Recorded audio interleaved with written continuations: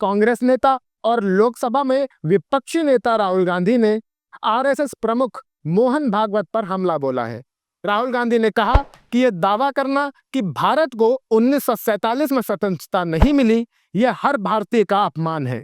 उन्होंने यह भी कहा कि अब वक्त आ गया है कि इस तरह की बातों को हम और न सुने। नमस्कार, मैं शाश्वत सिंह दर्पण और आप देख रहे हैं द देश बोर्ड। कांग्रेस नेता और लोकसभा में विपक्षी नेता राहुल गांधी ने आरएसएस प्रमुख मोहन भागवत के बयान पर कड़ी प्रतिक्रिया दी है। राहुल गांधी ने कहा कि यह कहना कि भारत को 1947 में स्वतंत्रता नहीं मिली, यह हर भारतीय का अपमान है और हमें अब इस तरह की बकवास सुनना बंद कर देना चाहिए। दरअसल हाल ही में मोहन भागवत ने राम मंदिर को लेकर बयान दिया था, जिसमें उन्होंने कहा था कि अयोध्या में राम मंदिर के निर्माण की तारीख को प्रतिष्ठित द्वादशी के रूप में मनाया जाना चाहिए, क्योंकि इस दिन भारत की सच्ची आजादी स्थापित हुई। उनके इस बयान पर राहुल गांधी ने सियासी हमला करते हुए प्रतिक्रिया दी है। दिल्ली में लोकसभा में विपक्ष के नेता और कांग्रेस सांसद राहुल गांधी ने कहा कि मोहन भागवत हर 2-3 दिन में देश को यह बताने की हिम्मत रखते हैं कि वे स्वतंत्रता आंदोलन और संविधान के बारे में क्या सोचते हैं। राहुल गांधी ने इस बयान के जरिए मोहन भागवत की बार बार की टिप्पणियों पर अपनी नाराजगी व्यक्त की है। राहुल गांधी ने आगे कहा, कल उन्होंने जो कहा वह देशद्रोह है, क्योंकि उसमें यह कहा गया कि संविधान अमान्य है और अंग्रेजों के खिलाफ लड़ाई भी बेकार थी।